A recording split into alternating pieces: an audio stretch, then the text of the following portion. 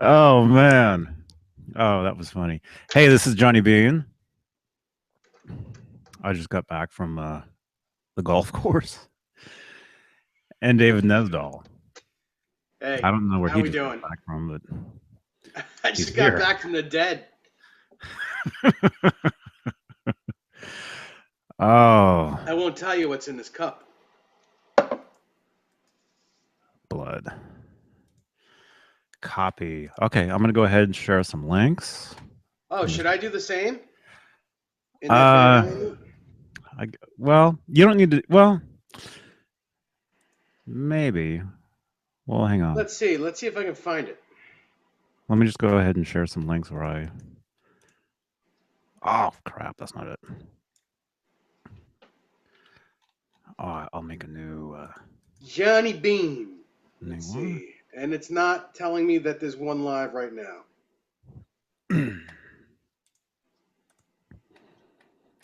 um I think you have to go to my actual I'm in your site. I'm in your and you don't see it. doesn't say it.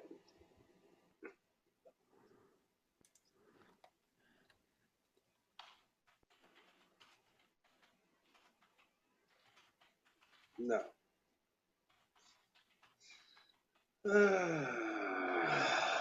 Okay.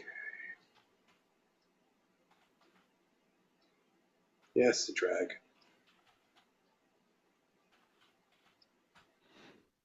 Okay, here we go. Okay, so Rob Johnson is supposed to be joining us. He's riding a horse. He's riding a horse to get here. Wait, how about if I copy yours from Fanatics? He's on a horse. Yeah. Or whatever one you just saw. If you just saw one, Yeah, I just saw one because in I'm doing it right now. Yeah, yeah. Copy exactly whatever I just did Fanatics. and post that wherever. Post it wherever you want. Copy link. You know where to post that. Of course. Yeah. You know where to do that. Um, somebody just liked. Uh, so apparently we did one of these things last night, and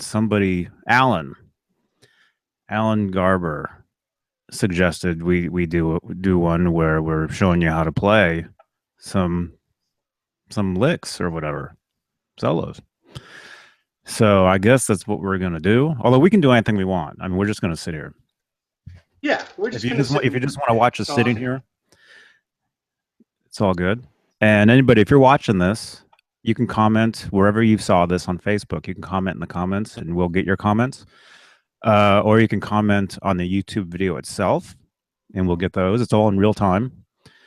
Or if you'd like to join us in here, if you'd like to sit here with us and look bored with us, you can do that as well. All you need is a Google Plus account and add me to your circles, Johnny Bean. I have two different Johnny Bean pages on Google Plus: Johnny Bean and Guitarist Johnny Bean.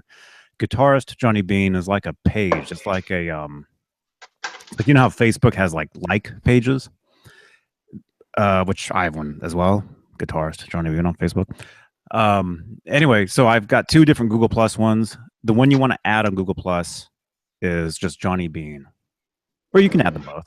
That's fine. But you need to let me know that you added me to your circles so I can add you back and get you into one of these videos if you would like to be in here.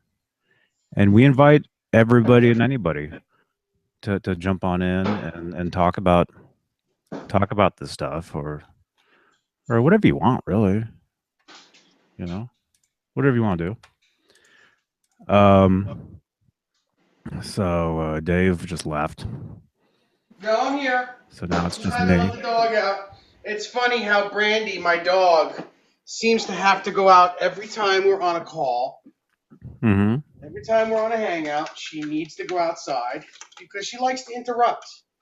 She likes to be the focus of attention, Mm-hmm. and it's all good. So she's outside now. I'll let her stay out there for 15 minutes and let her freeze a little bit, and then I'll let her bring her in.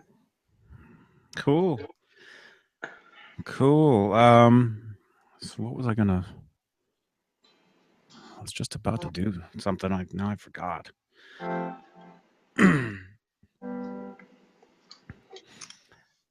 uh, So how you doing today, John? I'm not bad. I'm Mm, not. I'm me. what'd you shoot today on the course? I got a I got a hole in one. Yeah, huh? What does that A mean? hole in one what? Your head? What is that? I don't even know what that is. You know, it's funny. I'll tell you about. I actually did get a hole in one once. I No, was on a. we're talking about golf. We are talking about golf. Yes, I was with my grandfather when he was alive. He was an avid golfer, and there's this place called Christopher Morley Park, which is a 9-hole course, and it's about 20 minutes away from where I live. And the eighth hole is a par three. And I don't know if you know what a par three is, but you need to get it in the hole within 3 shots to be even. You know, that's what, par, whatever it is. Par means, you need to get it in the hole by par, but otherwise you lose points. Hmm. So I'm on the tee and I hit the ball and it's pin high, which means it's headed straight for the pin. It's exactly there, but I thought I overshot the pin. I thought it was behind the green. So we go to the thing and we go to the green and I'm looking everywhere, behind. I'm like, I can't find my damn ball. And my grandfather goes right into the cup and says, he goes into the cup, the ball's in the cup. He says, Titleist one? I'm like, yeah, that's my ball.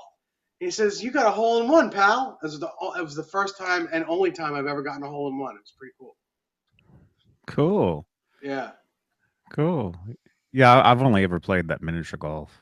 Oh no, this is real. This is real I'm golf. horrible. I'm horrible at that. Real golf. Terrible. So we're Uh, waiting. Johnny, I'm ready. If you Johnny. can call me. Yeah. Okay, I got it. Yep. I got it. Rob is about to join us. So you guys will not be bored any longer. Rob is the guy with all those guitars. Well, I guess Dave is too, huh? You guys have all those guitars sitting there. All those guitars. All of these. We have all of these. Between the two of us, we have all of these. Actually, between the three of us, your collection ain't so bad either. You got a pretty good collection going No. there, Johnny. No, You just yeah. never hold one. This is like my security blanket. I can't talk without a guitar in my hand. I was playing mine last night. My silver tone. Hey, Rob. Hey guys, what's happening? Sorry, Hey, I got hung up a little bit down at the horse barn with my daughter. So I was just telling Johnny and the rest of the crowd about my hole-in-one story. what happened? Yeah. Oh, well, I'll make it real quick. I've played golf for a lot of my life, and my grandfather, when he was alive, he was like, semi-pro. So we go on a course here in New York. It's a 9-hole course, and the 8th hole, I was telling Johnny, is a small par 3. And I don't know if you know anything about golf, but Yeah, do you know I what par is? Anyway, so I hit the ball. I'm on the tee. I hit the ball pin high, but I thought I overshot the green. So I get to the green, and I'm looking in the back. I'm looking everywhere. Couldn't find my ball. I'm like, what happened? Did the stupid green? I mean, did the ground eat my ball? So my grandfather goes to the hole, goes in the hole, and says, Titleist one? I said, yeah, that's my ball. They said, you got a hole in one. I freaked out. It was cool. You're kidding me. No, swear to God, that's my hole-in-one story. First time ever? That was my first hole-in-one, but I mean, I've been playing golf since I was 15. Yeah. I get birdies all the time. I'm a pretty good golfer. I've got a pretty good handicap. Yeah. But that was my first hole-in-one, my only hole-in-one. I love the golf. I didn't go out very much this last summer, or fall. I mean, I did go out a couple times, but I used to be pretty good. I'm more of a hack now just because I don't golf as much as I used to. But here's the deal. Here's the deal with playing golf. It's not the same as like anything else in life where the more you play it, the better you get. Because there are so many variables that you could screw up on that no matter how much you practice, something can always go wrong. You can have the greatest game of your life, and then the very next game, you're like retarded.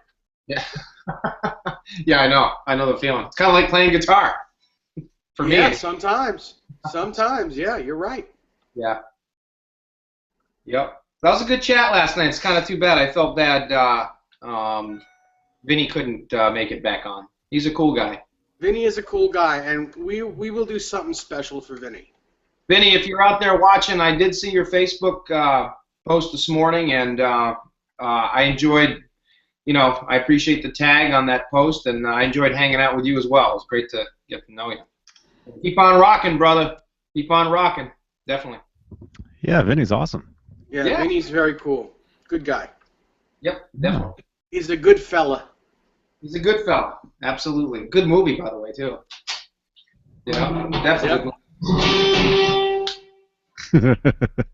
Yeah, so I guess let's see, we got 4 people looking at us. Hello. Hey guys and girls. What's happening? Probably guys. So I guess, yeah. Hey, Dave, just stay appropriate today, okay? No more shenanigans like yesterday. Yeah, you're right. I'm kidding. Hey, Johnny, you weren't any help either. You were feeding right into it, of course. But Oh, yeah, of course. no, today it'll be more serious. we'll have some fun today too, but we'll be serious. Absolutely. Yeah, so Alan Garber, so he was saying we should do a video showing, like, teaching how to play like a lick or a riff or something. Yeah, I mean, if there's, So, I've got a couple of ideas, and my ideas on how I play some of this stuff is not. Well, first off, I was just going to say that all you guys out there who watch these videos, I mean, I've done some how-to videos, real short ones before in the past myself. Johnny's done a ton of them, and I know Dave's done some awesome videos. These guys have done a lot of stuff, and I haven't done as many guitar videos, over the years as I would have liked to have. But I've been playing guitar for probably almost 20 years myself, and I'm by no means any kind of an expert, and there's certainly many different ways to interpret any kind of music. The way that I interpret some of the Eddie licks are not necessarily the right way. They're, I guess, a way. But I had a couple of ideas. But if anybody out there has any particular licks that they'd like to learn, I mean, we can definitely maybe do some demonstrations. And I don't know if you guys got guitars on you at all or whatever. Nice, 5150. I was gonna take mine too, Dave, but I seen you guys with your Circles guitars, so I figured I'd use my Circles. Oh, very cool. Today. I haven't actually touched mine in probably 6 months, and it's way out of tune. Yeah, I know the feeling. I had to tune this one up this morning. I've been playing this one a little bit.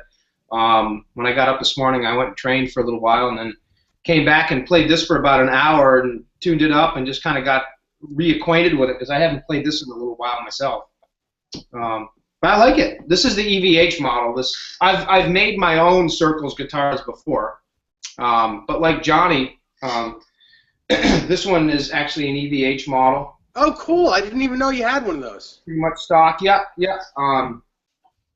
It's a it's your basic EVH model, and I've done a couple of little things to it. When I got this guitar, it's kind of funny. It was used. I bought it off eBay. It wasn't very old. It was probably only a year old. But I noticed the interesting thing about this guitar was I wondered why the price was so good, and it's because underneath the Floyd, like right underneath here, the wood was like caved in. Okay. It looked like someone dropped it and it took a face plant, literally hit right on the Floyd. Right.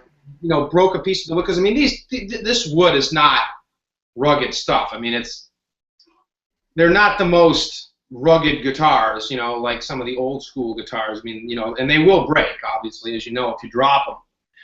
Luckily, there was no damage to the naked eye. It was all underneath the bridge. And you probably can't see it in there in the cavity, but you can probably see a little roughage in there on this side, right in. Yeah, sure. Hey, I have a question for you right off the bat. Did you paint the inside of that cavity dark? Because I know Johnny's is red. Yeah, I painted mine black because I did not like it red. Okay. And pictures I have of Ed's, it was black. I understand that, but I think the way they were able to get the red writing on it was to paint the body red and then tape it up so that the red paint showed. I did a couple of little modifications to this guitar. Obviously, Real quick. Johnny said before, these guitars are not, exact. Obviously, the Star guitar is way off compared to what Ed's is, but I still like it. This guitar was a little bit closer, but they definitely did not get the tadpoles right, in my opinion. I mean, Jerry. Right. No, they're not right. They're not right. But they're still okay. So I actually thought about redoing the tadpoles, but one thing I did do is this portion up here on the Unchained, on the Circles one, was wrong. So I actually colored that in black as well and kind of blended that a little bit more. Ed also had a little black splooge right in this area here. I'd have to look at a picture to see. I might do that, but I just did a couple small modifications and basically brought this guitar down to my guitar tech, and what he did was, to compensate for the wood, the bridge is still basically resting on the body, but there's a little piece of wood that he mounted. You guys can see it right in here. So, yeah, I see it. This is the guy that I always go to. His name is the guitar guy too. His name is Sean Anise, and essentially it rests right against the block, so the block hits it. So it's still wood on wood basically. Sounds good. So I had to do that to make it to make it stay in tune, because it would hit that wood and it was like spongy, Yeah. So I put some glue in here, to toughen the wood up, some Gorilla Glue, then painted it black to make it look like you couldn't see anything was wrong. And then between that and the bridge just barely touching the wood, and then this piece of wood right here made it perfect. Do you see what's on mine? Yeah, you got a trim stopper. Yep. Yeah. Could you have done that with yours, and would it work the same? Yeah, it would have worked the same, but I kind of like, I know the whole theory on the trem stoppers, and Adam Reaver's, big into those, and I like them, but I don't really like the look of them. I'm not opposed to the look of them, but this was just so, you can't even see it really. No, you're right. You're right. You can't see it. And plus, it's made of wood, so I still like that tonal quality of it versus, it's sitting on the metal. But I mean, basically, Dave, I love those trem stoppers. They're an awesome alternative to that. Let me just ask you a question. On your 5150 there, you have the trem stopper. Yeah. Why do you need that? Why don't you just have the Floyd rest on the body? I did. I don't need it, but I think the transference of resonance is better with this one because it's brass. Gotcha. And it's brass on a brass block, which gives it a little bit more. Huh? Can I see that again? Sure. There you go. Can you see? Go to your right just a little bit. I mean, sorry, your left. Your left. A little bit more. There you go. Oh yeah. Oh yeah. Perfect. See, I didn't do the steel one. I went for the brass one, which is a little bit more money. Tiny, like $2 more. Big deal. I thought that the brass would give it a little bit better resonance transference, and it absolutely does. And it's behind the guitar, so it doesn't have to look like Ed's guitar. Yeah. I don't care. I don't care. And that's an '84 reissued Floyd? Yes. Yeah. Nice. And Nice. on the Floyd, I upgraded it. I put the titanium saddles in, and I have the stainless steel locking screws. Yeah, nice. Yeah, I do that to most all of my Floyds because I like the way it looks. Real quick, you got just reminded me of something. I also on my 5150 have a big brass block in there as well. I don't have the what do you call it? The trem stopper, but I'm thinking of doing that. But one of the things I did on mine, this is also an original German Floyd. It's not a reissue. I basically just polished the black off of the fine tuners so you can still, so you can see that they look, kind of worn in. But one of the things I did on mine is I put a D-tuner on it, but I put a black D-tuner on it, so it was harder to indicate that it's actually a D-tuner. You'd have to look with it because, I mean, the black stripe kind of hides it. Yeah. But, and this was the only one that I actually kind of thought about doing that to. I'm not opposed to the look of the D-tuners at all, but I wanted to kind of keep this guitar as kind of as close as I could to, to 88, 1988, 87, 88, era. Yeah. Got to dirty the neck up a little bit more, obviously, but yeah, yours is awesome. Yeah, yours is definitely cool. Thank you. So is yours. I've never seen a black D tuner, like an aftermarket one. I've only seen the black ones on like the Black Floyds that's on the stealth guitars. Sure, that's what So this one is actually. See, that's a great idea. That's a great idea, and I think I might actually do that. Although this is a first generation one on here. yeah. This D tuner on my guitar is like the first generation of them ever coming out. So I might just keep it because it's a little different than the ones from today. Yeah. But that's a great idea on yours. Now Ed has a detune on his 5150 now, doesn't he? Or does he? Yes, he does. Yeah. Yeah. But Johnny, anyway, are you there? Yeah, I'm here. I just got a text from my friend Jim, who he's gonna give me his last name for you to contact him. He'd like to get into this if. cool. Yeah. Well, all you got, if you have one of these Google Plus. I think he does. He does have a Google Plus. I think he's gonna. Just have him add me. Have him add me, just Johnny Bean, to his circles, and then to make it easier, message somebody, one of you guys, direct message me his email address that he uses for it. That's how I can find him easily. And I grabbed my guitar. I've got my circles. You guys are talking about yours. Nice. Yeah. Now you switched out your pop on that, didn't you, Johnny? Yeah. What was the reason for that? You just wanted a different one in there? There you go. The original one that mine came with was it was kind of broken. Oh, really? Mm-hmm. So there you go. Yeah, I like that. Yeah, it was microphonic. It wasn't wax potted.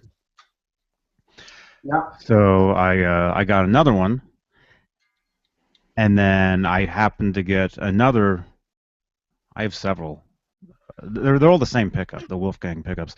So yeah, so I got a black one as well, and I just stuck the black one in there. Looks different. Yeah, I like it though. It looks good.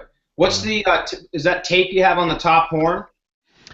Yeah. Somebody, who was it? Was it that Philip Reed Wallace? Philip, yo, I think he was saying something to me on Facebook, because he has the same guitar, and he was saying something about it, and I had mentioned something how like it would be cool. You know how Eddie had the tape wrapped up on the Frankenstein? Yes. Back in what, 82, whatever. And so I thought, oh, it'd be cool to see this guitar like that too, So I just did it, just to do it, and I'm like, yeah, Yeah, it's cool. That's all it is. It's just on there, and I forgot I did it. I did it and then forgot about it, and so it's just there. Nice. And yeah, like Dave was saying, mine's red. Yep, mine was too when I first got it. Yeah. So mine's red, and then I've got one of those Floyd FU tone big blocks right there. Way to go, Adam. Yeah. Yeah.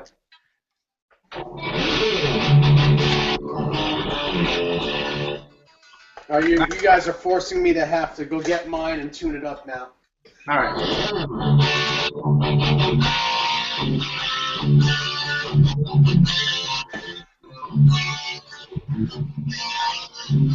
Oh, we're in the same tuning now.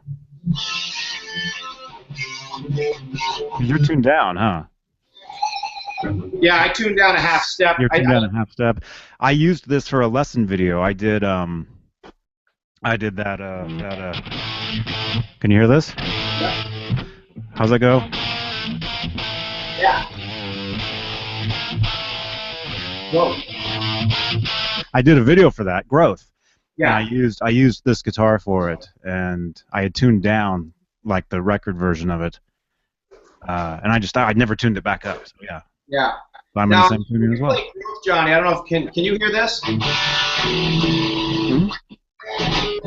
Now, when you play Growth, you do it. I think I do it the same way you do. I'm on the 2nd fret. I'm on the D and G strings, and basically between that and the 3rd,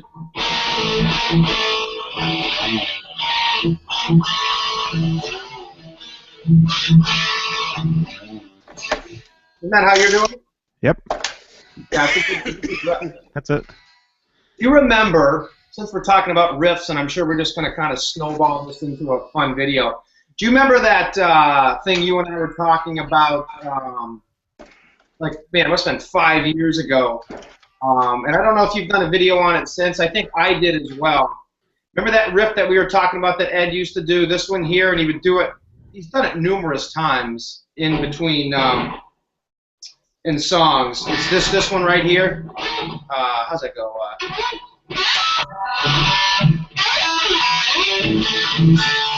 Basically, just coming up on the high E, pulling off, going down on the B, pulling off, and then back up on the G.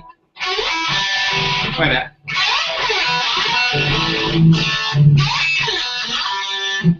Remember that? That. Yeah.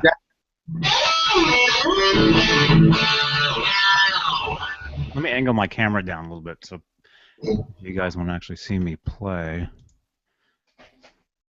And then there was that other one that I've always loved that he's done. He's done it in I'm the One. He's done it in Somebody Get Me a Doctor. And he did it in 5150, the song, and I think it's something like...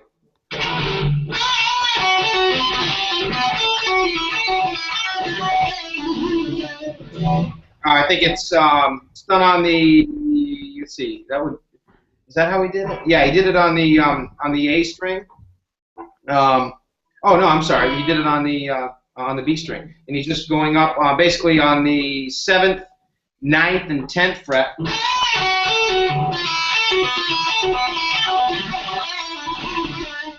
And he's basically pulling off.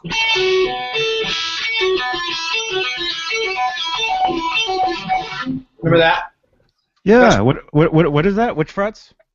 The way I do it on the B string, and on the 7th fret, the 9th fret, and the 10th fret. And you bend up on the 10th, and then you're pulling off from the, let's see, from the 9th to the, from the 10th fret to the 7th to an open string. And then you're going, then you're hammering on the G string and hitting the open A. So it's...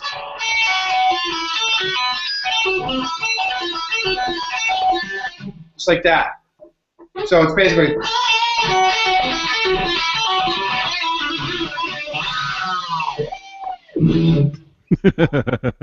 Cool. It's kind of a cool little riff. Yeah, I recognize that. That sounds like something he plays. He does it solo to I'm the One. They know he does it in Somebody Get Me a Doctor, and he also does it in 5150, this song. I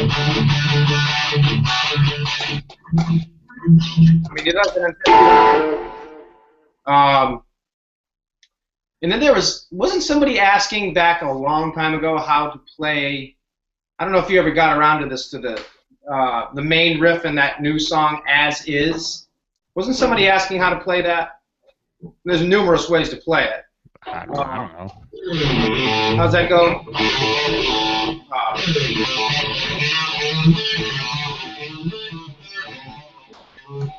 Wait a minute. I'm trying to remember how that goes.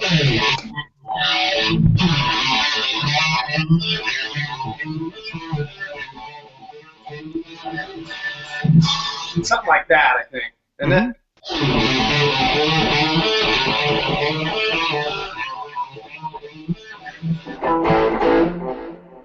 There's many ways to play it, but I don't know.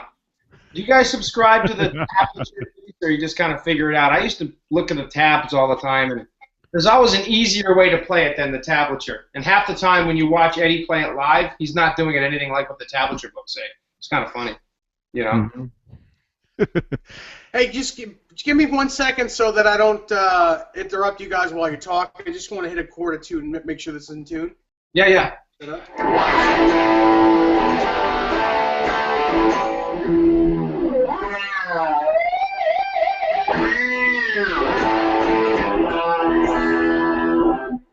I don't know, Dave. It kind of squealy. It sounds like a horse. I don't think it's playing right. So that's what those should look like. Yep, it is. Now, there was a lot of debate on that over the years, and I think they finally nailed it down because there's a couple of good pictures of those tadpoles. Yes. Yeah. And you probably know the one I'm talking about. Yes, I do. Backstage. Yeah, and There's Jerry. two photos of there's Eddie holding it. One, I think he's standing with Mike Anthony with one of them, and he's standing alone with the other one, and you could see them perfectly. Yeah, So, yeah. And I had fixed mine to look like that. They were close the first time around. Yeah. So, but they were very thin. So I made them thicker and made them look exact. So Now that's them. And here's the part that you did on yours. Yeah. Made it. Yeah. Exactly. Yeah, because that was painfully obvious to me on mine. Yeah, nice. Now you almost have a white outline on your letters. That's kind of cool. Well, yeah, it's not exact, but they were done freehand. I didn't do any type of template. That's done all freehand. So that's why there's kind of like a white outline, which is it's not the best. It's not the best that you could do, but it's pretty close. And this is what the top should look like. Yeah. That stripe does not go all the way around. Right, and that's how mine was when I did my last one. I don't have it anymore, and I noticed that EVH did not get that completely right. And here is the nut on mine. I have a vintage prototype nut. Beautiful. And the tuning pegs are period correct as well. Nice. Very nice. The only thing I did have a completely round string tree on it, but I used it on another project, so I have a new string tree on here now. Yeah. As soon as I find an old string tree, I'll put that back on it. Beautiful, beautiful guitar. Beautiful. Thank you. Yeah, it's I haven't used it in a little while, but it's definitely cool. I forgot the body. Unfortunately, is not 2 inches wide. It's normal. But I don't think anymore. I used northern ash for this instead of mahogany. Yeah. What kind of pickup is that? DiMarzio? This is a Duncan 78 that I relicked. I relicked it. It's to make it look like an old one. Oh yeah. That's nice. It was completely white, and just did some relicking on it. Some yellow paint, yellow clear. Yeah. And it looks old. Yeah, it looks really, really, really nice. Very nice looking guitar. Thank you. And this is that where is it? This right here. Yeah. And it looks like a unicorn, but I've never thought of it. Kind of looks like unicorn, but all it is from the duct tape from the picks scraping up the white paint. That's all that is. Yeah. But I included it in the paint, so it's. Oh, you got it. You have to. If you're doing these things yourself, you got to include it. Yeah. You got to do it. So I don't know, Johnny. Are there any special requests on riffs or anything? I mean, or is there anything you guys want to talk about?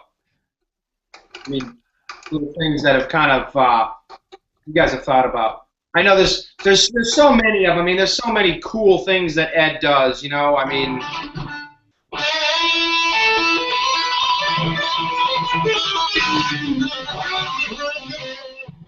There's just so many little things we can pick apart, from pull-offs to hammer-ons to tapping to, I don't know. What do you guys think? Anything you want to talk about, or? Mm-hmm.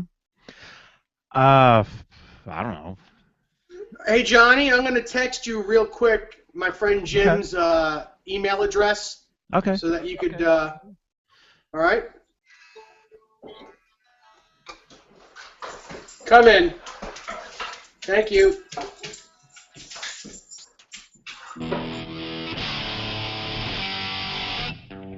Am I on?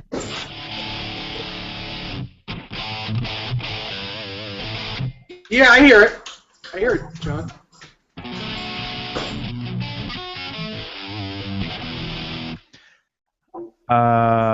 I don't know. Here's one for you.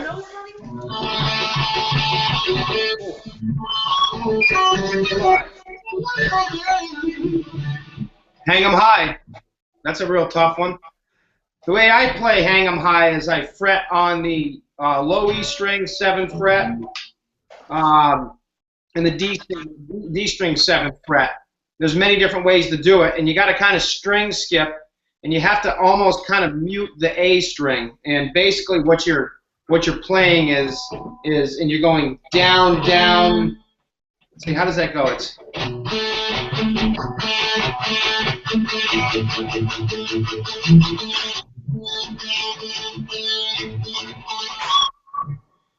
so you're basically going down, down, up, down, down, up. It's kind of an alternating type thing, and it took me years to even get to the point when I could even somewhat make it sound right. And when you listen to Eddie play it live, I mean, he plays it even faster than he does on the album. And I can kind of keep up with the album, but it's not even close. You know, it's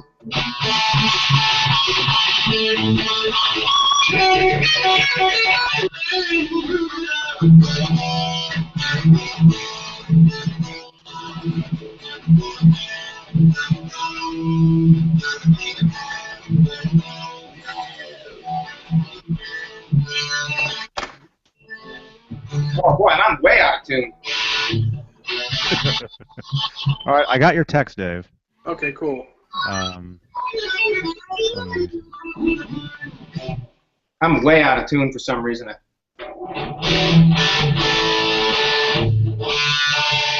Yeah. I gotta retune, guys. Okay, I have to send this back to you, Dave. Why? So I can get it on my computer. So I just sent it back to you. But that's the only way I can get it. It has to be up here. It doesn't work. I can't get it down there. Okay. So let me just grab that real quick. Okay. Okay, let's see if we can get him in here. Although I don't know if did he add me? Did he say he added me? He didn't say he did, but I'm assuming he did. No, I don't think he did. But let me just send him an invite and see what happens. Okay. No, I can't invite him because he has to add me. So he has to add me to this.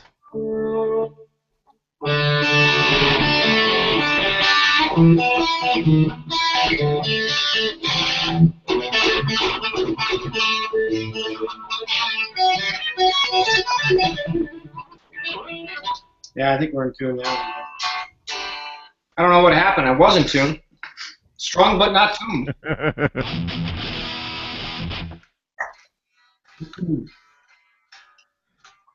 Oh fuck! I sent it to you. I sent it back to you, Johnny, by accident. Hang on.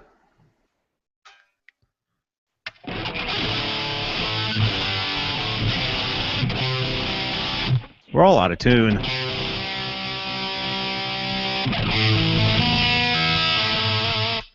You know, it's funny. I was just listening to a live recording from Maryland, 1980. You guys have probably heard that. It's a soundboard recording. And Ed is so far out of tune in that show, it's almost funny. And he rips into the opening riff of, I think it's Ain't Talking About Love, and it's like, it's so far out of tune, you know?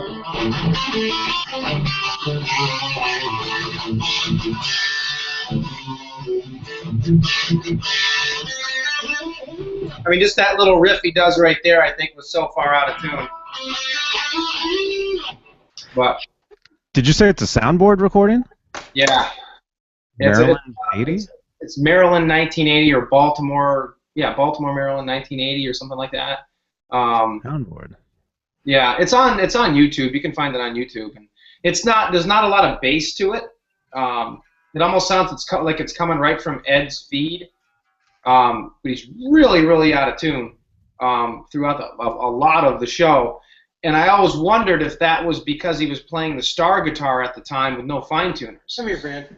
And every single time he was retuning, you know, like we were talking about that a couple of weeks ago, it's so hard to stay in tune Mm-hmm. Avoid that, you got to unclamp every single time you need to retune because you just got to compensate when you lock it down because you have no fine tuners to make those adjustments. Kind of interesting. Mm-hmm. But Mm-hmm. That's cool. Yeah, maybe he was. I don't know. But yeah, I'll have to find that. If you're saying it's a soundboard, I mean, I've probably heard it, although I don't know. yeah, hold on a second. I mean, it's On my phone. been so many years. But yeah, if it's soundboard, I'd like to hear that. That sounds cool. Yeah, I'll see if I can find it.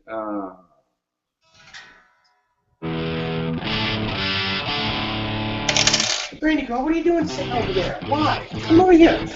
Come on. Come on up here. Good girl.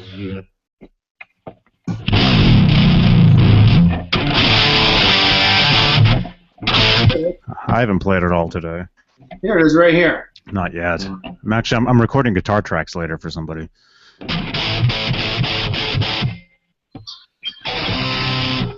Huh. Here it is, John.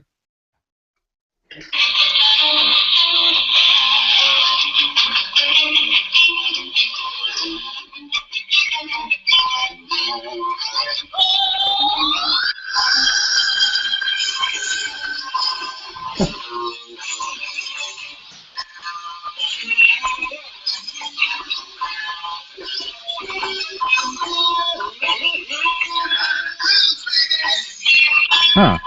But I mean, it's not even close. To being in tune. So, tell me what date that is. I'd like to tell everybody what show that actually is. Is it actually on YouTube? Yeah, I have Maryland 1980 is all I have. I'd have to go through all my CDs to see exactly which one it is. But yeah, Maryland 1980. Somebody remind me to look for that. Yeah, that sounds. Yeah, I'd like to hear that. Very cool. Very cool. It's cool to hear it way out of tune.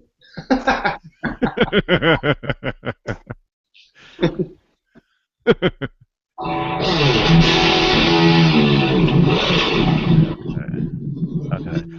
All right. So as far as what's his name?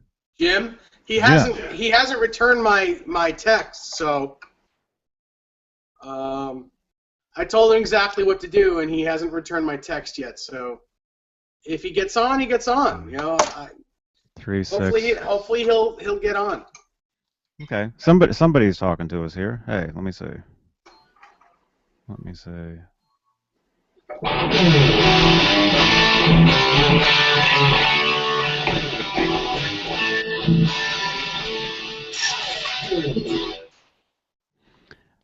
Dan T.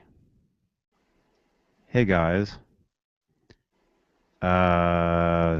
Esoteric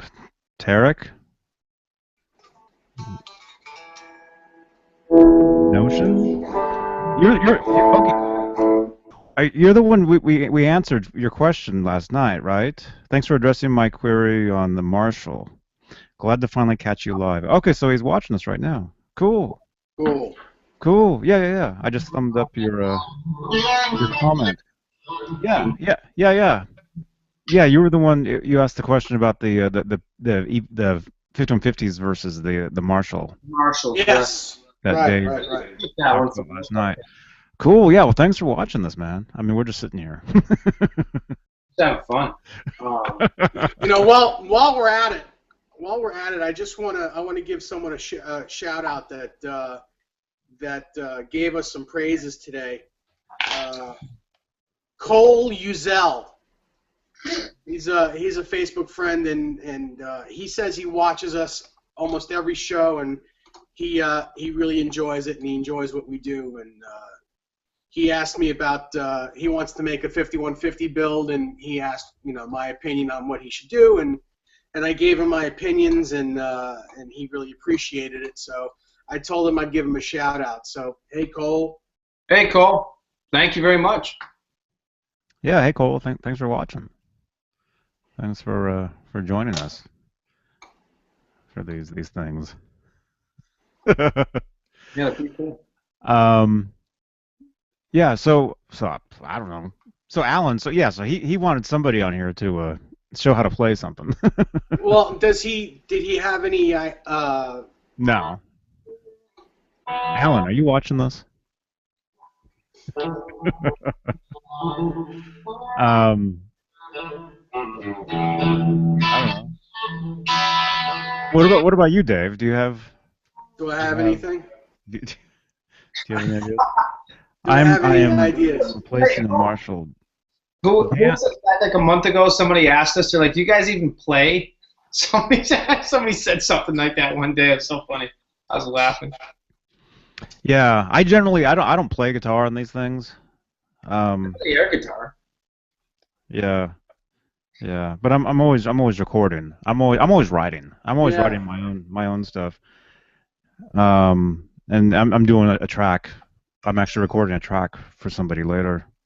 that's cool. You know, the Um, thing is, my Van Halen chops are so I don't have any at the moment because what I do normally when I play out live is I play a lot of blues. Yeah, I'm it's a blues awesome. player, but I enjoy making these things and I enjoy having them and I play them. You know, I love Van Halen and I love Eddie Van Halen, but I try very seldom to try to play like him because I mean, what's the sense? He's already doing it. He's You already know. Uh, but yeah, I mean, I'll fool around with it like.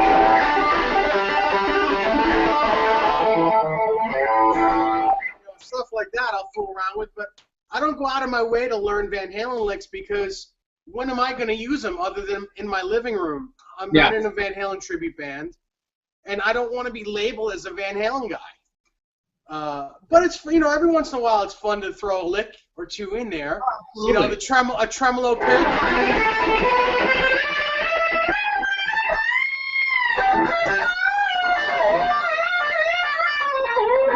You know, stuff like that. But Yeah. it's not really what I do. So I mean.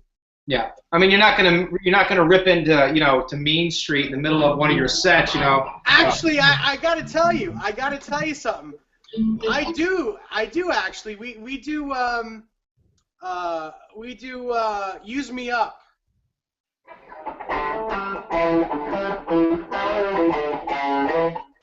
Yeah.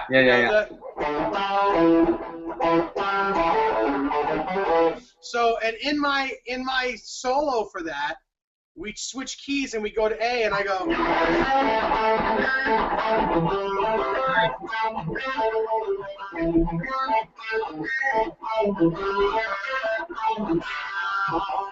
And I do a tiny bit of that, and then we go back into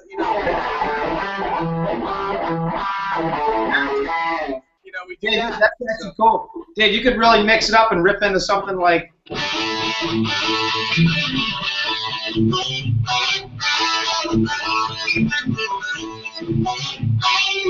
I mean, you could have some fun with something like that, but I could definitely see how you could work that main riff in there,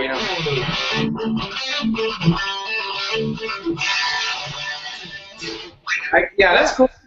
Yeah, I don't do it every time, but every once in a while I'll say go to E or go to the 5 or whatever, and Yeah. And whatever key we're doing it in, I don't necessarily have to do it in E, but or A. I mean, I don't have to do it in A, but whatever key we're playing in, I'll mess around with it. Yeah, that's cool. But it's just little hints. I use little hints of Van Halen in some of my playing, but not really. I don't really go the whole way. I used to be able to, but I've got some arthritis happening in my fingers, and my fingers are bent, and it takes me like an hour just to warm up to get to where I'm playing okay these days. So, you know what? So just to out of nowhere come up with Van Halen licks, my fingers can't do it anymore. Yeah.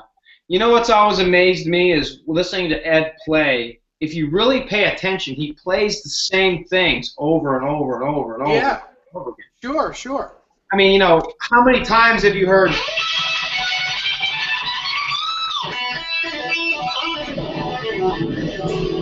I mean, Yeah. Oh yeah, absolutely. I'm looking at my phone because Shane T. Neal just commented on what we're doing. So Shane T. Neal says he's listening while doing some work around the house, and basically that's what it says. He's listening to us while he's doing work around the house. So thanks a lot, Shane. You Thanks, rock, Shane. brother. Thank you very much. Yeah, hey, Shane, don't forget to vacuum that corner. Hey, yeah, what was I gonna say?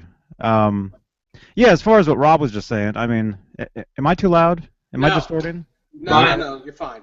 You're fine. Okay, I'm loud to me, but yeah, I mean, Eddie, he has a bag of tricks that he uses all the time, Yeah. but that's what makes it, him, because he has all these licks that he does, he's come up with. It's his sound, so a lot of people, people who aren't hardcore fans, they bag on him because they're like, oh, he's been playing the same solo for 30 years, Well, here's which the other thing is the other thing is they're not tricks to him. It's just the way he plays. How he plays. They're not tricks or not. They're not. It's not acrobatics. It's just the way he plays, and it's absolutely the truth. Other people that use his licks, it's a trick, but for him, it's not a trick for him. It's how he plays his guitar. Right. It's like the way he holds his pick. When he holds his pick like this. That's just how he does it. That's how he picks. Exactly. His tremolo picking is just the way he picks. I mean, if you listen to Eddie play piano, he still sounds like Eddie Van Halen, but he sounds like a classically trained pianist. If you listen to him play guitar, the guy's freaking phenomenal, but he's the first one to admit he doesn't read music. He never really had a guitar lesson in his life, and he plays so unorthodox, and that's the beauty of it, because if he did take guitar lessons, he wouldn't be Eddie Van Halen. He'd be playing like it. So it's a good thing that he didn't, I think. Yeah. Mm-hmm. Hey, Johnny, Shane says thanks. He got it. He got that corner. Awesome, Shane. Awesome. Yeah. But as far as the guy's guitar playing, yeah, he has these licks that he's come up with, and those are his. When he plays, that's what he thinks about. So he goes and plays. So that's why you hear him play, the same stuff all the time, because that's his style. That's what he does. Right. Yeah. I mean, who else? I mean, who else would be able to come up with something? I'm trying to think. Something similar.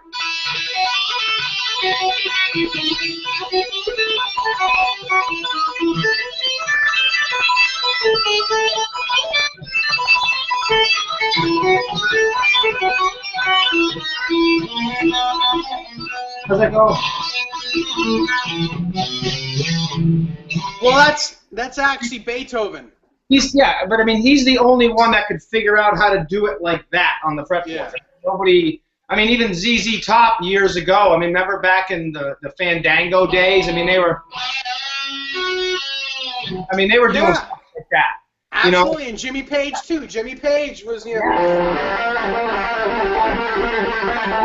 Jimmy Page was doing all that stuff too. Yeah, and then you get Eddie that comes along and takes it to this level.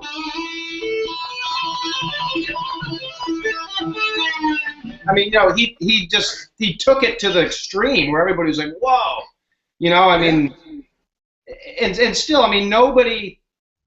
You just nailed it though, Dave. I mean, to hear Eddie do it, it's amazing. To hear some guitarist in a set rip into.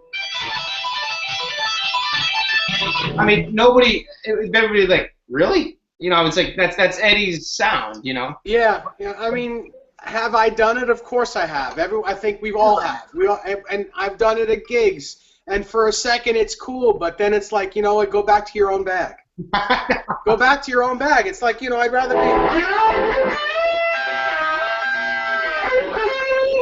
do something like that, because it's me. It's the way I play. Yeah.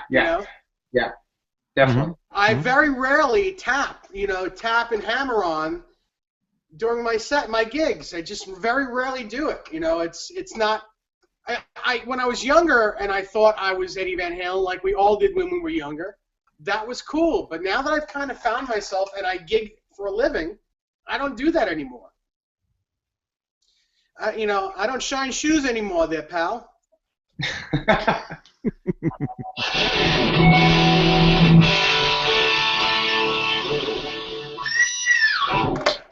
Yeah. Yeah. Well, hey, we got a bunch of questions here, or comments, or both.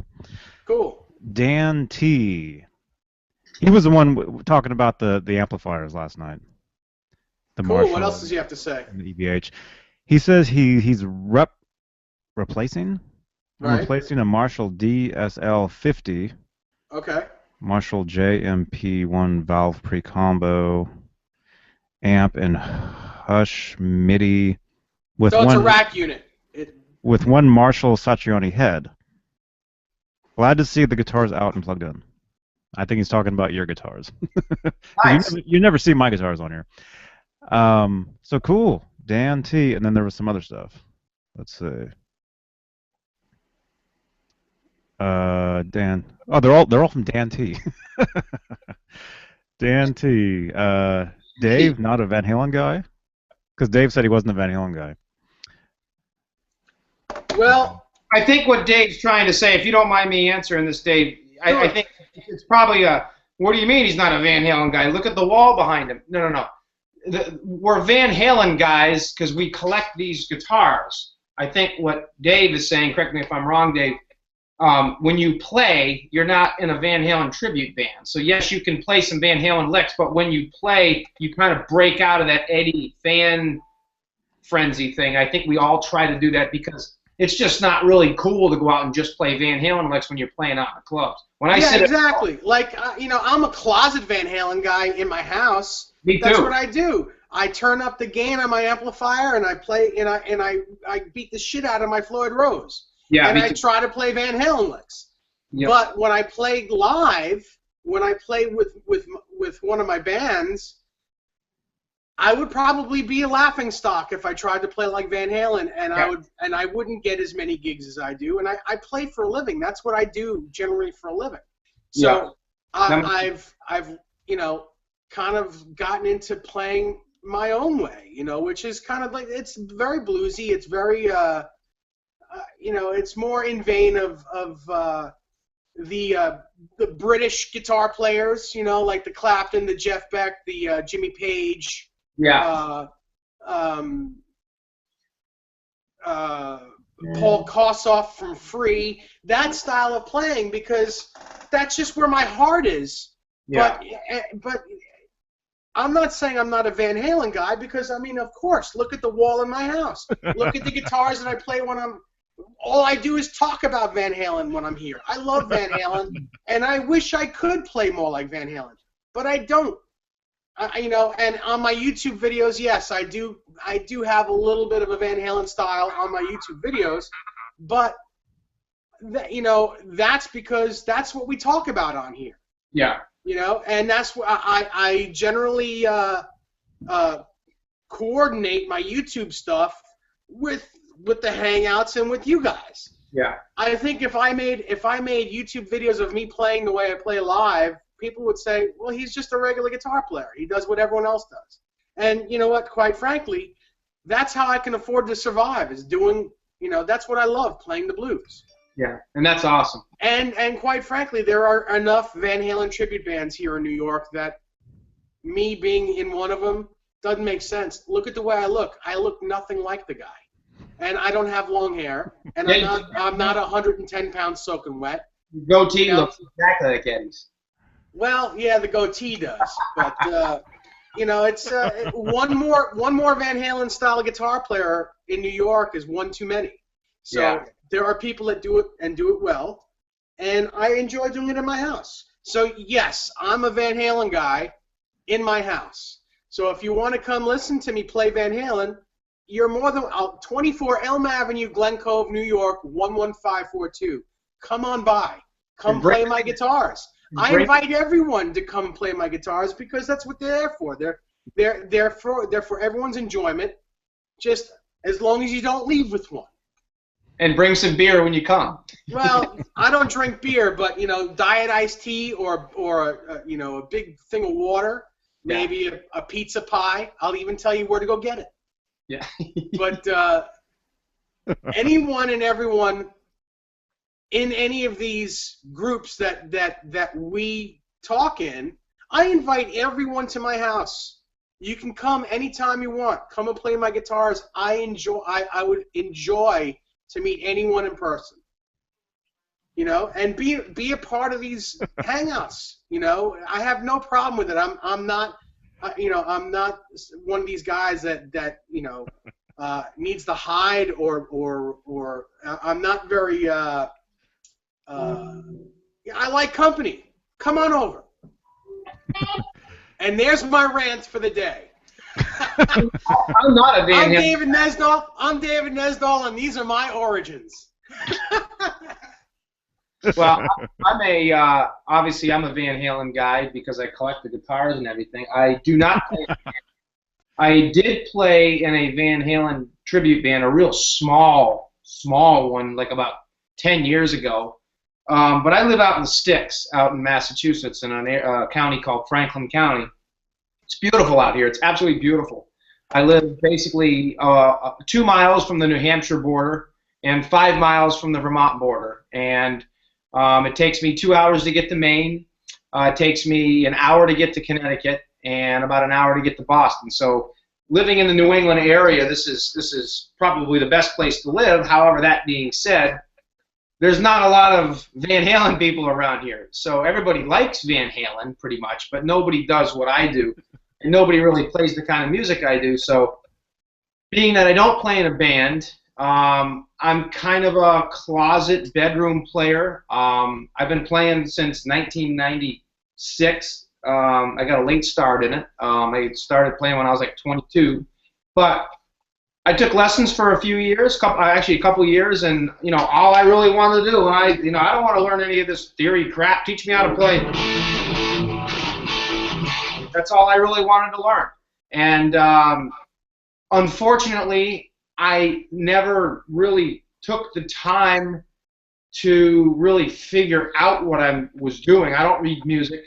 I know very, very minimal theory stuff. I mean, I can kind of tell you what key is. I mean, I know this is the key of E. I mean, I can tell you kind of what key I'm in sometimes, but really I don't really know what I'm doing. I play by ear, but the biggest thing is I have a lot of fun when I do it. I am not a kick-ass guitarist by any means. I mean, I have a lot of friends who are like, whoa, that's so freaking cool. You know what? Put me in a setting with a really good guitarist, I won't even know what to do. Martial arts is my thing. I've been doing martial arts for 27 years. I've been teaching martial arts for 22 years. That's my profession. That's my, you know, this is a hobby for me, and I really enjoy it. And I'm always looking to learn new things. So honestly, Dave, when I come see you over the weekend, I'm just looking forward to hanging out and learning some bluesy stuff from you, and I'm sure we'll do some Van Halen stuff. But I just have fun doing this stuff. I mean, this stuff for me is a passion. It's a hobby. I just love doing it. Right. And again, for me too, Van Halen, playing like Van Halen and making Van Halen guitars, that's a hobby. Yeah. Playing the blues and classic rock with a Strat or a Les Paul or a Telecaster, that's what I do for a living. Yeah. And because I do that for a living, this is why you see me with these guitars whenever we're on hangouts and I'm in my house, because this is the other's a job. And don't get me wrong, I love my job. I love what I do. I could be digging ditches for a living, and I play guitar in a classic rock band, 2 of them actually. But when I'm home, I love playing on Floyd Rose guitars that are painted like Van Halen's guitars. Yeah. That's what I like to do. So that's more of a hobby for me. You and Johnny did an awesome video that I wasn't part of back a while ago, but I've seen it numerous times, and I really like watching it. You guys did a video of, you know, playing a guitar with a Floyd Rose versus playing a guitar without a Floyd, and how to make the change. And I think you guys put out a challenge to all the viewers, which I've actually taken, because I got a Les Paul over there. It's a fake Les Paul. It's a Chibson, but I got it set up perfect. Chibson. Yeah, that's very funny. I'm going to use that from now on. Seriously. Here's my Chibson. It is. Check it out. It's a great freaking guitar, and it's even got the sticker, you know, the Gibson on the end. You know, it's mine doesn't say. Wow, look at that. Yeah. Oh yeah, it's a kick-ass guitar, and it plays. Is that one of those Chinese copies? Chinese copy. Yeah. That's fantastic. These things, Dave, I'm telling you, and Johnny, are hit or miss, and I got lucky on this one. I paid $200 for this guitar about 4 years ago, and it is just, I brought it down to my buddy, Sean, and he set it all up for me, made some changes, and this is just a great guitar, and I love it. I love everything about it. I don't have the money right now to go out and buy a real Gibson Les Paul, so anybody that comes over and sees my collection, they go, whoa, you got a Les Paul? Yup. It's a Chibson Les Paul. I call it a Chibson, but Yep, I got one. Certainly looks like one. I remember seeing That's cool. I remember seeing one of those years and years ago, but it said Fibson. That's great. Although it didn't look as nice as yours. Yours is one of those. They actually destroy yours, right? Like if you were to order one of those, they actually, it comes into customs and they open it up and they just smash them. yeah, they just smashed. Yeah, that's right. They You know. they do destroy them. Yes. Yep. Yeah, I got lucky. But hey, there was something I wanted to talk to you guys about. When you guys play, and if you don't play it, I understand.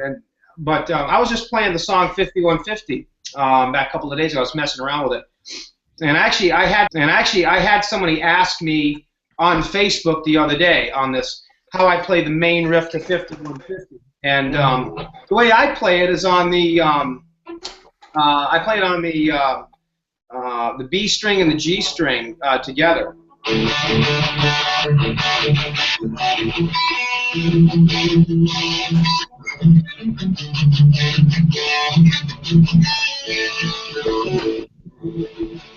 that how you guys play it? Kind of on the 5th fret and the 7th fret on the G and the B string? Yeah, that's how Eddie does it right there. Yeah. Sounds right. I've That's never not- played it, so I have no idea. But that sounds right to me.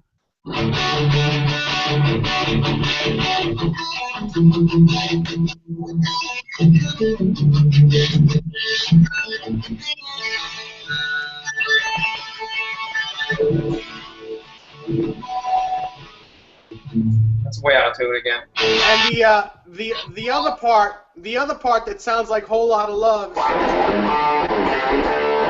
Yeah, yeah.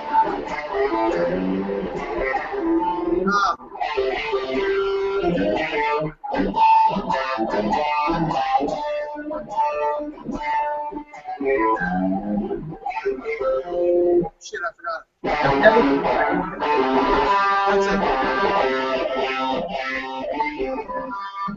Anyway. I've never thought of that. Whole lot of love. Wow, you're right.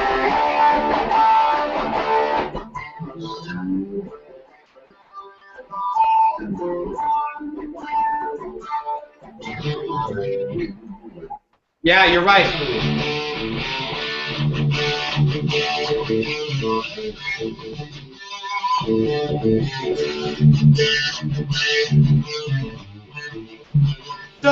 So on that part, I don't know if you can see my guitar at all. Mm-hmm. Yeah, I can see it.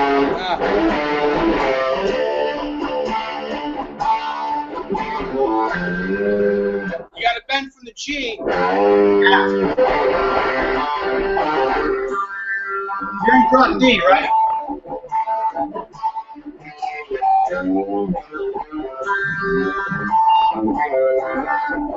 Yeah, but that's if you don't play drop D. That's if you don't play drop D, you'd go. But if you play... No, it's drop D. I'm drop D. See, because I always thought it was here. No, So no. You bend from the G. You bend from the G, the 3rd fret, so that it goes to an A. Okay, so you're going... Right Yes. there. Yes. That song's in drop D. Yeah.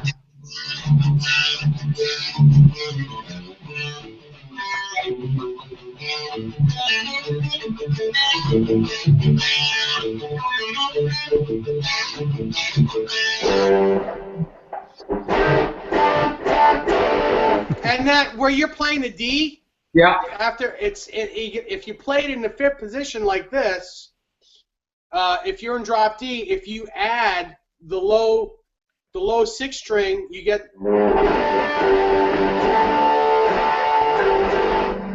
That's what that is. Okay, I see what you mean. Yeah, that's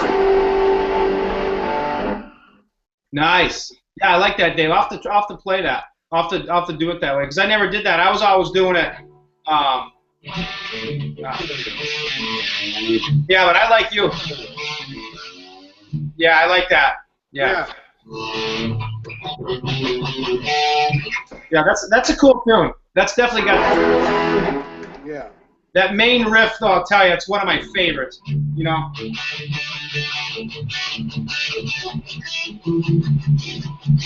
That's such a cool riff, really. That one is. Absolutely is great. And Summer Nights. That one and Summer Nights. Oh wait, you got to break out the real guitar for that lick, man. Yeah, I know. I got to break out your Steinberg for that. You're the only one that can do it. You're probably one of the only people that can do All right, it. do you want to do that? Hold on, I'll I haven't played Summer Nights. I do have to remind you to bring that guitar with you when you come see me. Don't worry, Dave. It's already coming. It's definitely coming. Tell people what that is. Anybody who's watching this, we got 9 people looking at us. All right, hold on. What is that guitar? This is a We already did a video on this a couple months ago, but Johnny, Dave, and I. But it's a Steinberger GL2T trans-trem guitar, 1985 issue from Newburgh. The real deal one. The real deal one. That's one, and I bet you Jeff Babbitt's actually made that guitar. Probably did. Yep, probably did, and it's a great deal. I got it off of eBay, and the trans trim at the time was smoked. So I brought it down, or I sent it out to my buddy Paul Picamoose at Picamoose Guitars, which out your way, Dave. Yeah, I know Paul. Yeah, and he put a brand new trans trim on it and saved me a ton of money. My only options at the time were Ed Roman and Paul, and Paul, gave me a great deal. And yeah, this is a great guitar. Let me just see what I can do here. It's been a while. I'm going to turn off the reverb. Like I said, forgive me, guys, because I have not played Summer Nights in a long time. That sounds like it already to me. Here we go.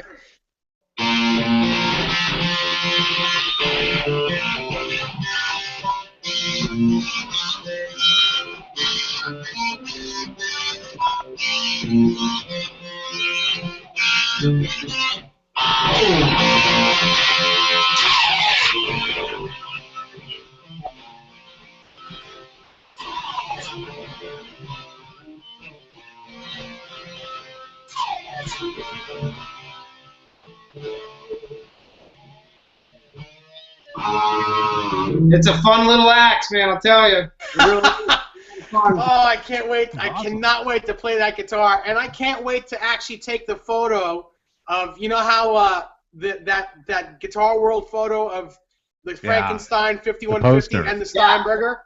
Yeah. I need to take that photo when that guitar comes. I need to take that exact photo.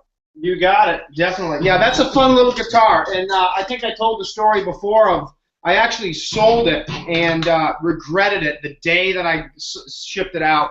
And I was lucky because about 2 years later, I found it on eBay, and I I messaged the guy on eBay, and basically he was like, "Oh wow, Rob," he goes, "Yeah, you're the guy," and he's like, "Listen, I'll cancel the auction right now. You can have it back for what you charged me," and I got it back.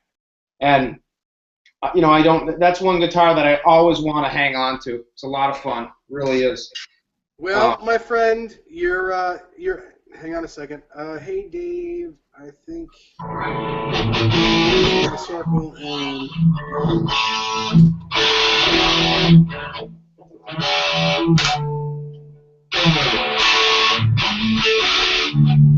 Hey. Yes.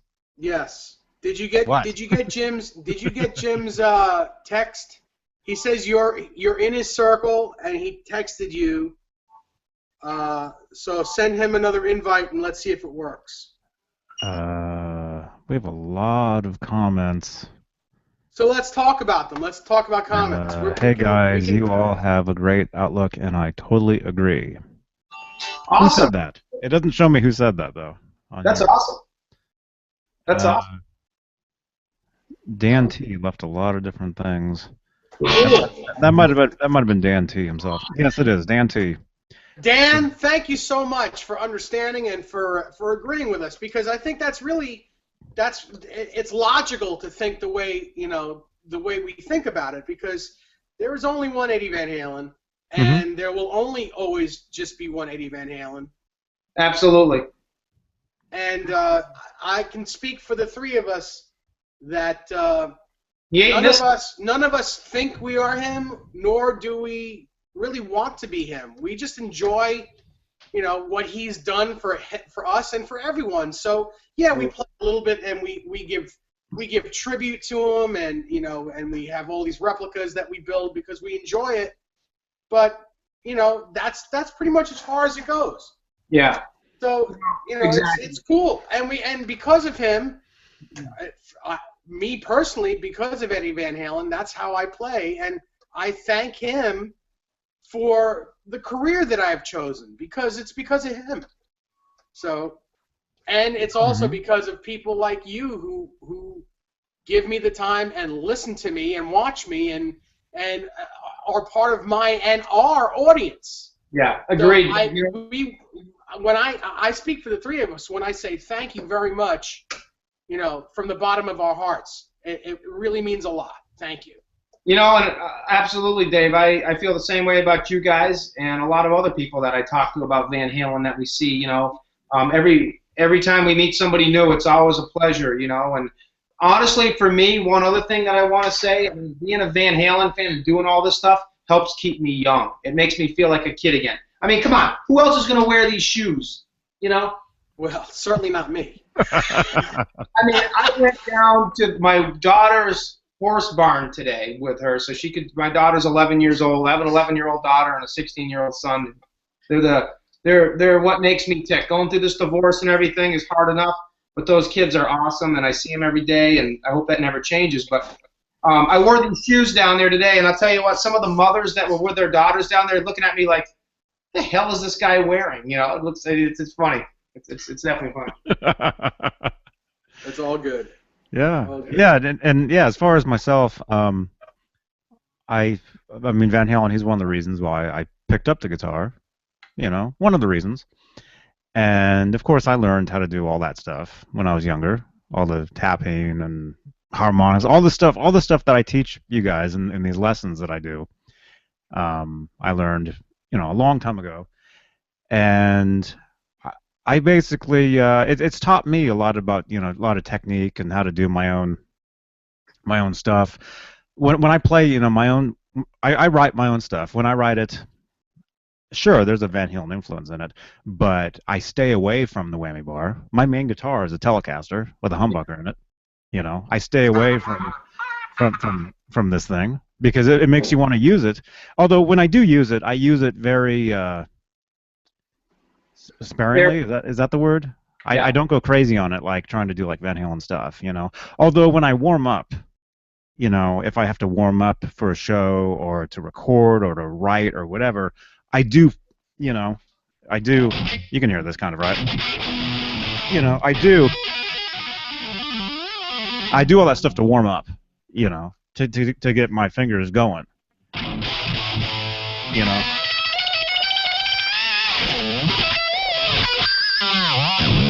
all that, I mean, all those sounds that we know, Yeah. I basically, huh? You read music, and when you write music, do you just do it like Eddie does and just record it? And I mean, you come up with a riff, and that's considered writing, or do you write it down in notation? No, I don't. Yeah, I don't write in notation either. I can read chords and I can read some notes, but my sight reading is really poor, and I'm more of an ear player myself.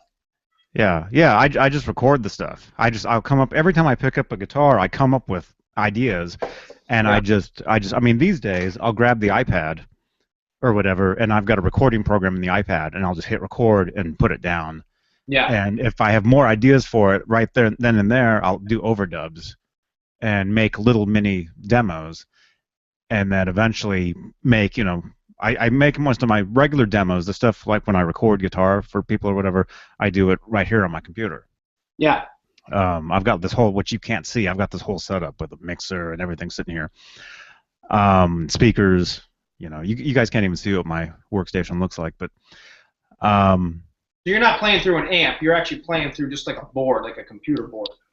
yes, pod. He's playing through a pod. I'm not sitting there playing through a pod, through a what is it called? This is the pod, the X3. Yep, sure. The X3. I use that, and it's very easy to put ideas down right away. I mean, you can have that kind of sound. Like this is the 5160 setting. You can go directly from that.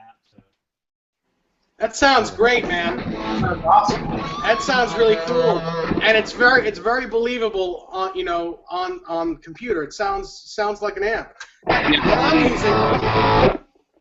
What I'm using right now is it's pretty able. It's an original 1965 Fender Super Reverb with my pedal board. Yeah. And the overdrive pedal I'm using right now. Yeah, that sounds great. Yeah. The overdrive pedal that I'm using right now is a JHS Angry Charlie. So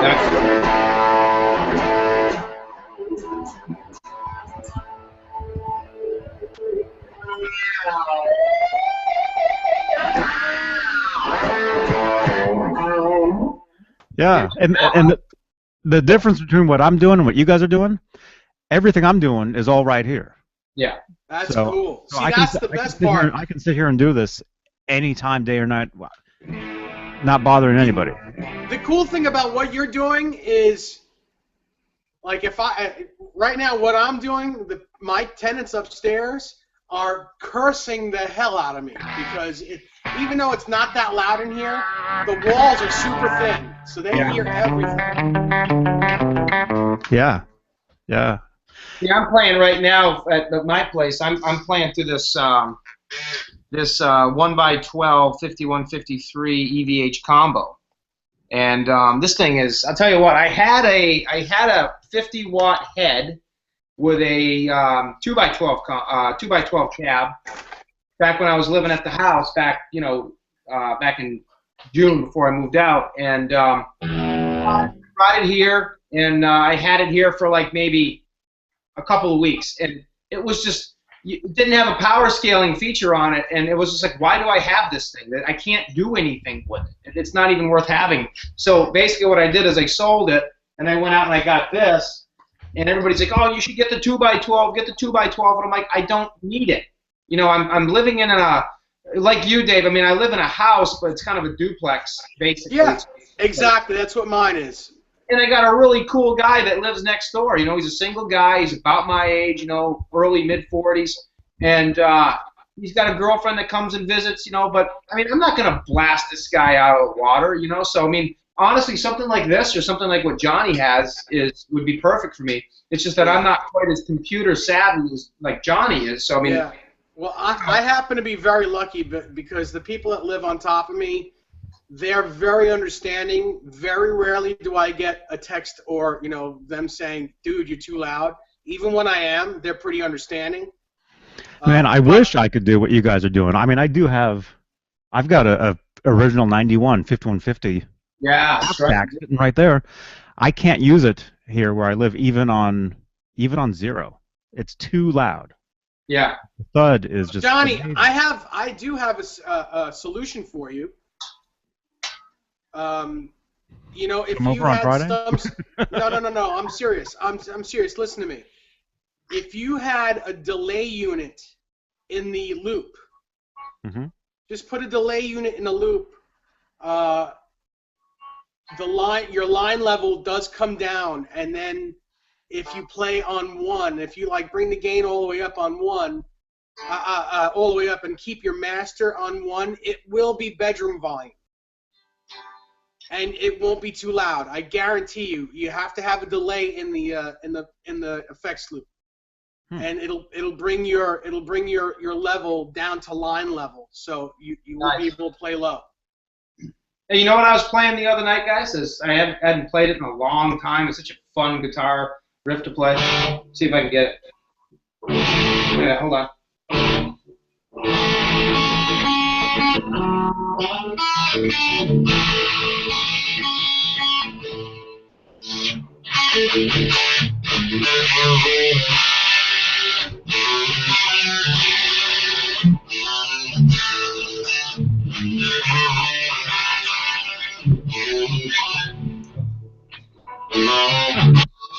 Fun. I just love that riff, and there's been so much speculation on how he does that bend. Is he using the bar? Is he doing a bend? See, I used to use the bar on that, and I found out, I paid attention on watching Eddie play this song live. What he's doing is he's actually going like here. He's going, he's not using the bar at all. He's sliding down, doing a bend on the 3rd fret. That's all he's doing right here. That's it. It's...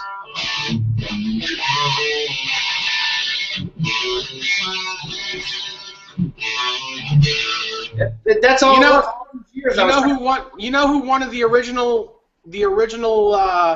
users of that trick is? ZZ Top. Jeff Beck. Oh, really? Jeff Beck is one of the originators of that trick.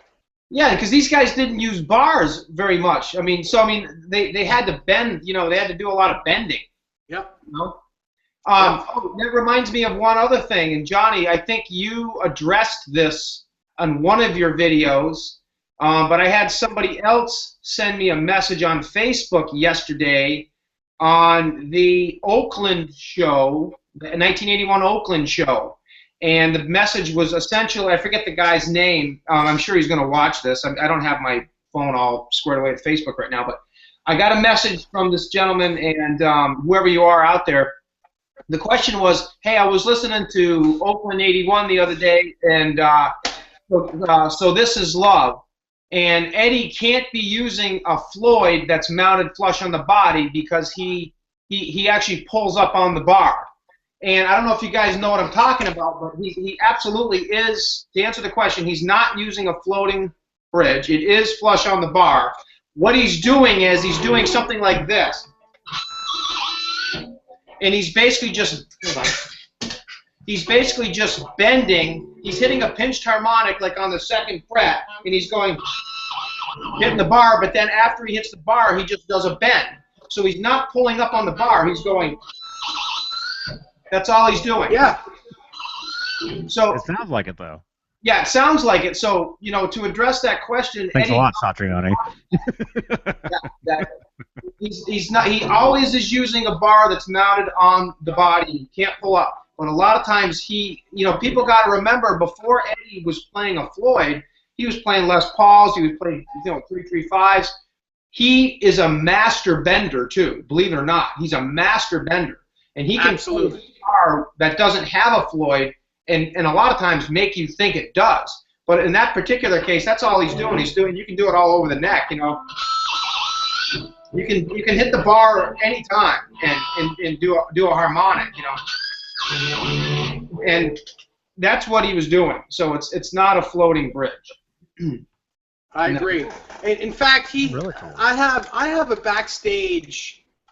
I have a video of him backstage, and I think it was '91, and someone handed him a Stratocaster, just a regular Stratocaster with a floating bridge, and he actually states that this is the first time he has been given a guitar with a floating bridge, and he says, you know, I should have someone make me one like this with a floating bridge. He's never had one up until that point, anyway, because he was doing tricks where he'd be pulling the bar up.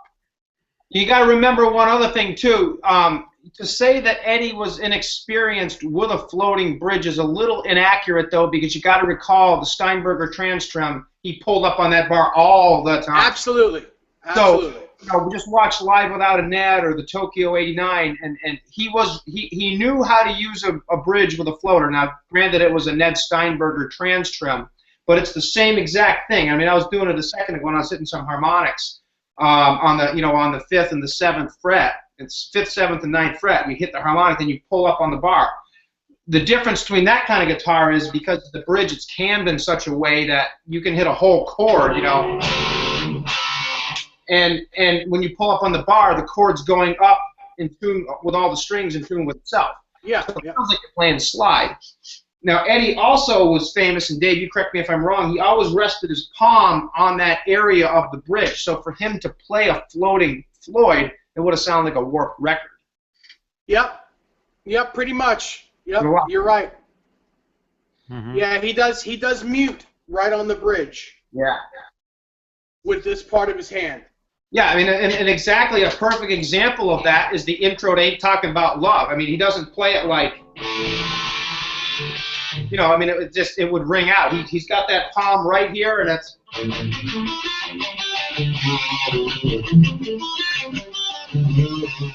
You know, Yeah. I mean, Yeah. he's a master muter. I mean, the guy is insanely good at everything that he does. Yep. I agree. Is that a word? Master muter? Master muter. I don't have too much longer on this call. Master muter. Guys, I gotta split really soon because I got a text from my roommate saying that he is near the point where I need to pick him up. So Cool. I thought he was another 10 like, minutes or dude. so. This is too loud. Is he a master muter? Mass commuter? He's a mass commuter. It's very funny. We can wrap it up if you want. How long have you been on? I got another 10 minutes or so. All right. Let me just read more. Let me read more comments here. Dan T. You would think Dan T is the only guy watching us, but there's like 7 other people. Yeah, if you're watching this, if you have any comments for any of us, if you want to know anything about any of this stuff, Comments, leave a comment wherever you're watching this in the comment section. Dan T, I think EVH and Hendrix are the hardest to emulate if one is to try. Yes. Yeah. Because they're both I'd say he's original. probably right. You know. Let me see. Here's another one. Dan T.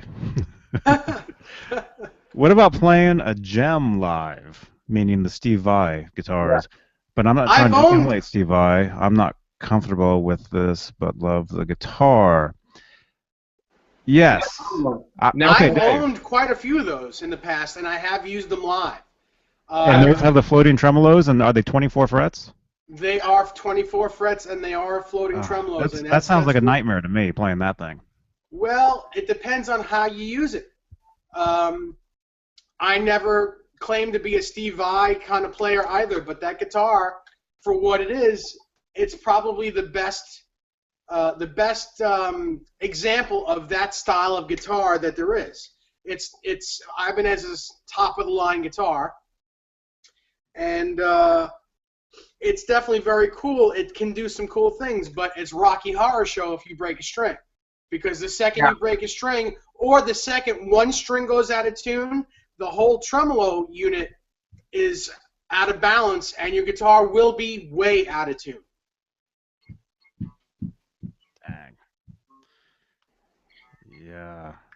Yeah. For me, it's the same deal. Where when I play, my hand is resting on the bridge when I play. Yeah. So anything that's floating is just. Yeah. You have to compensate. You honestly have to compensate for the way you play, depending on the guitar you're playing. Mm-hmm. I do have guitars with floating bridges on them, and you definitely have to play slightly differently. Mm-hmm. Yeah, I don't have anything with floating bridges on. Let's see.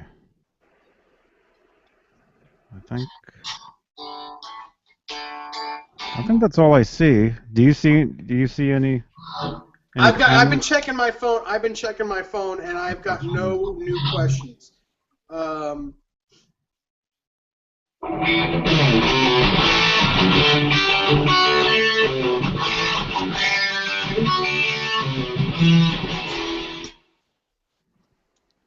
me see. Okay, this message was from you about Jim, which maybe Jim can join us next time. Oh wait, the Jim's tuning is rock solid. Who said that? Is that Dan T?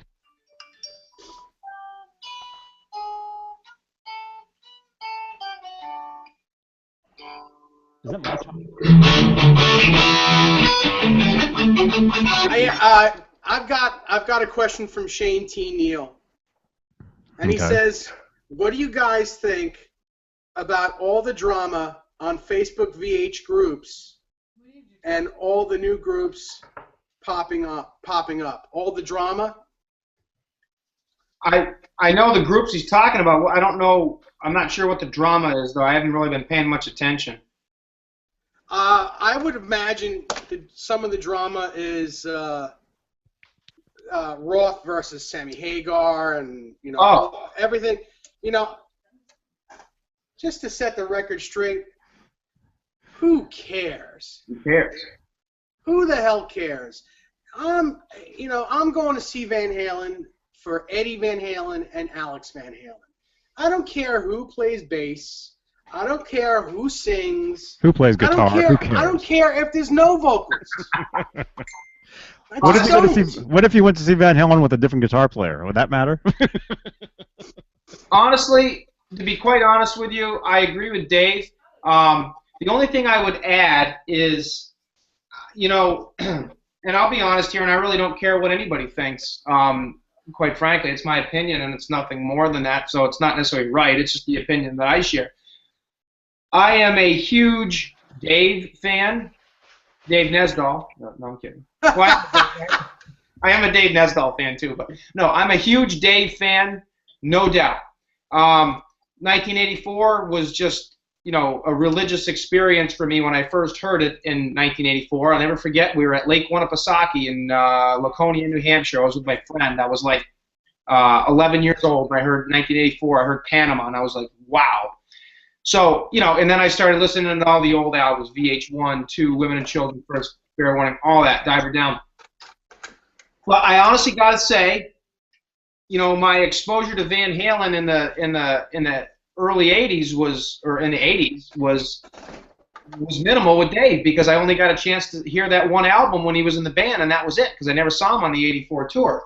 So next thing, Sammy Hagar comes in, and my high school anthems were 5150, OU 812 for Unlawful Carnal Knowledge. And then when I got out of high school, Live Right Here, Right Now came out, and then Balance, which I love.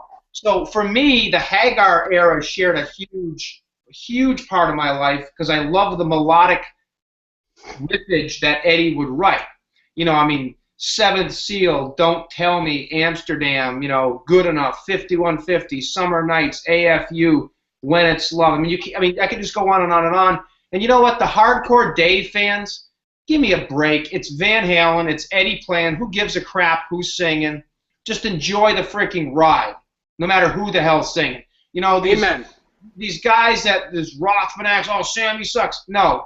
Everybody knows Sammy doesn't suck. He's an amazing musician. He's a kick-ass guitar player. He's got a great voice. And he's probably a better singer than Roth is. He is a better singer. Technically, yes. Technically, he's a better singer.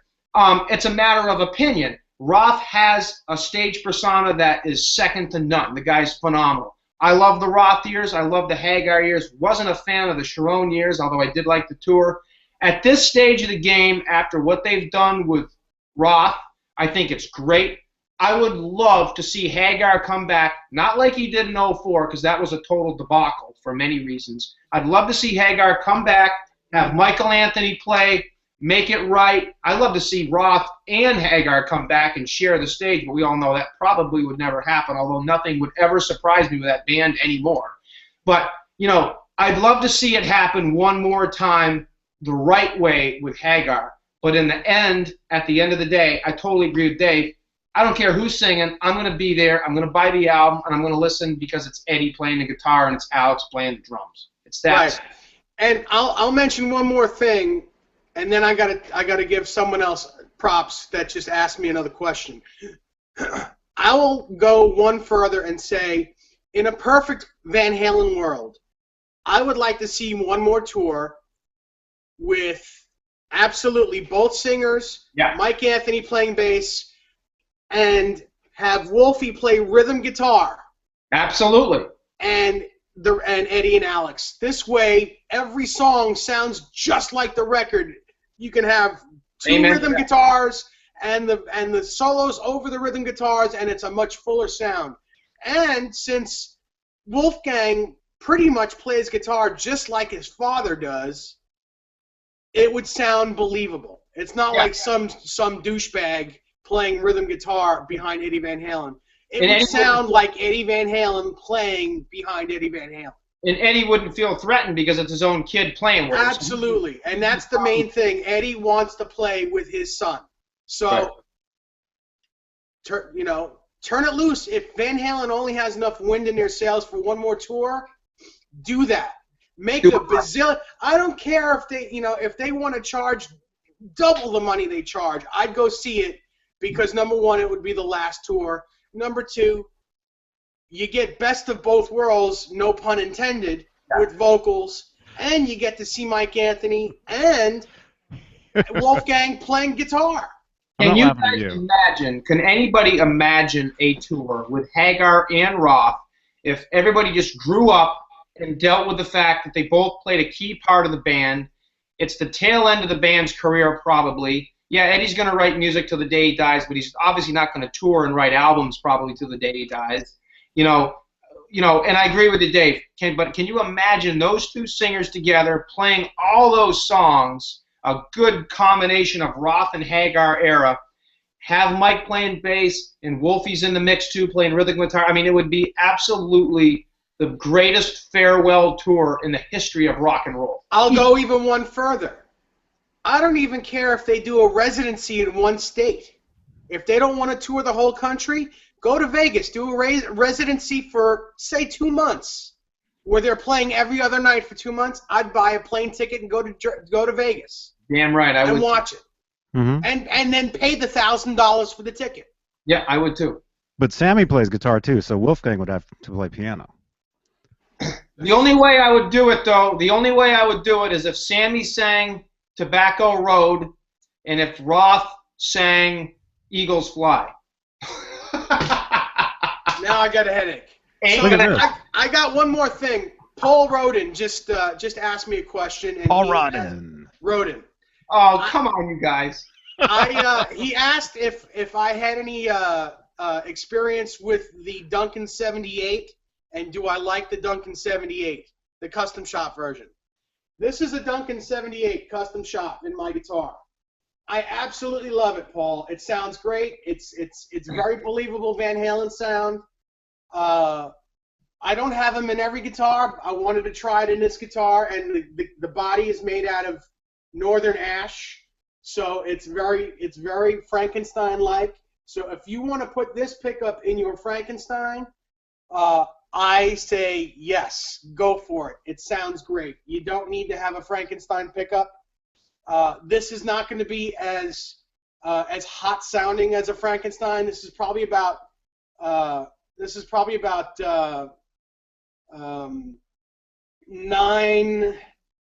ohms, 9.2 ohms or whatever, whereas the Frankenstein is 16.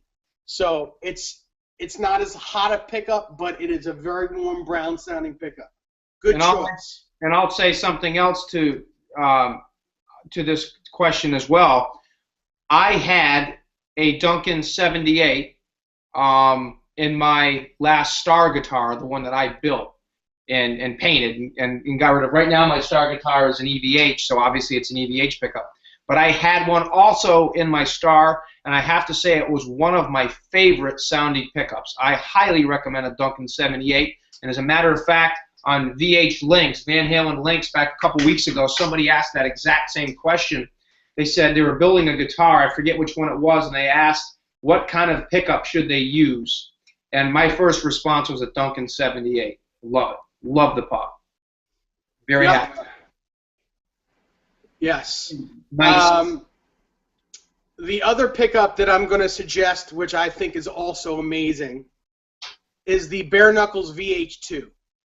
The Bare Knuckles, I believe they're made in either England or Italy. I can't remember. It's either England or Italy.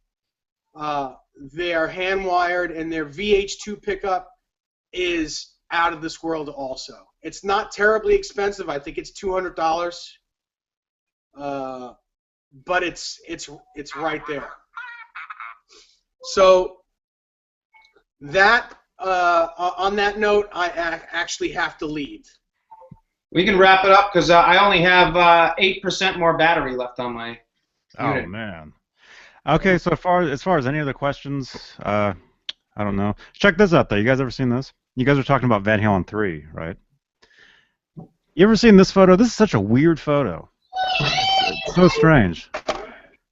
You ever seen this picture? Yes. Yes. No. Was Michael holding the Wolfgang? Michael's holding Eddie's guitar. So isn't that just bizarre?